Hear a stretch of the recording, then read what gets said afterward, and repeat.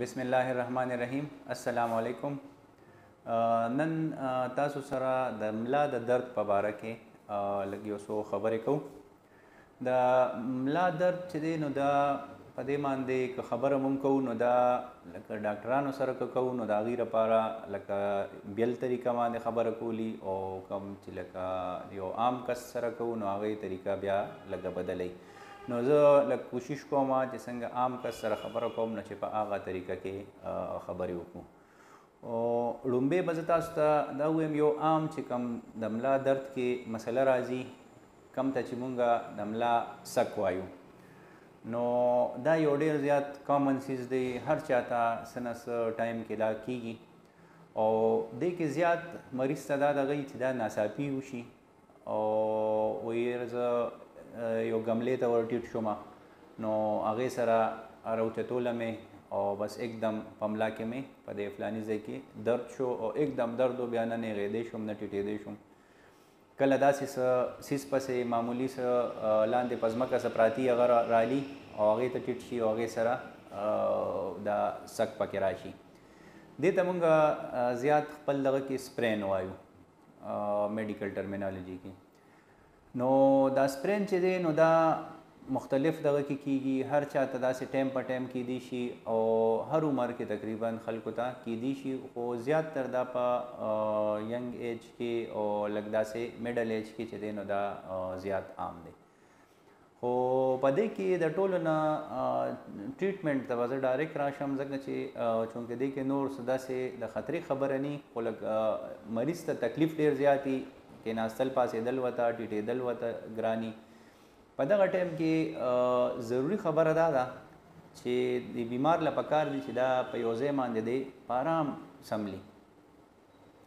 کم پوزیشن کې چې دته لږ زیات کمفرټیبلي چې په هغه پوزیشن کې دی زر سملي او لږ ریسټ وکړي. او دویم دغه دا ده چې دغه کم ځای د ده زیات خوږېږي نو هغه ځای له دی د وورې ټکور ورکړي. د وورې ټکور که ووره خو ډایرکټ نه لږ داسې کپړه کې د ووره بنده کړي او په هغه ځای باندې دی کېږي نو دغه ټکور دی لږ سات ورکړي. او فرض که بعضې ټایم کې داسې ځای یا داسې یخنۍ موسمي چې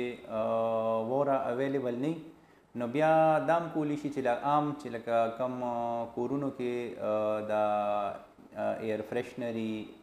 یا دا باډي سپری چې ورته موږ وایو دا ډیوډرنټ سپری چې او یا دا ایر فریشنر سپری نو که دغه هم پې وکړي نو هغه هم ښه کافي یخوالی پیدا کوي نو هغه هم وله ښي.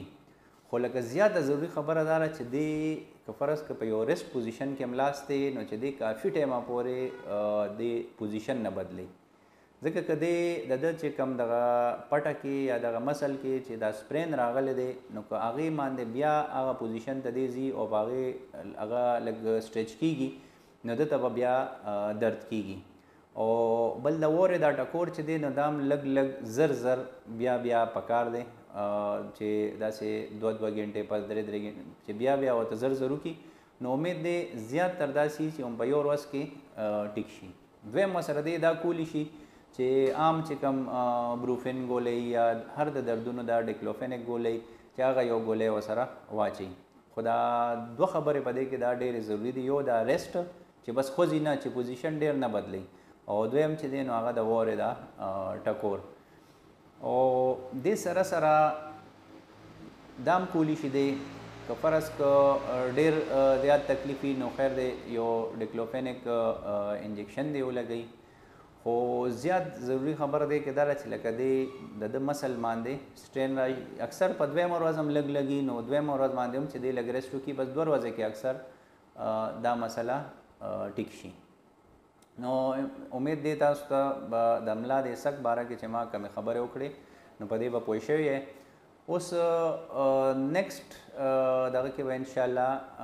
بیا د ملا د درد نور وجوهات چې دي نو په هغې باندې به خبرې کوو. ډېره مهرباني.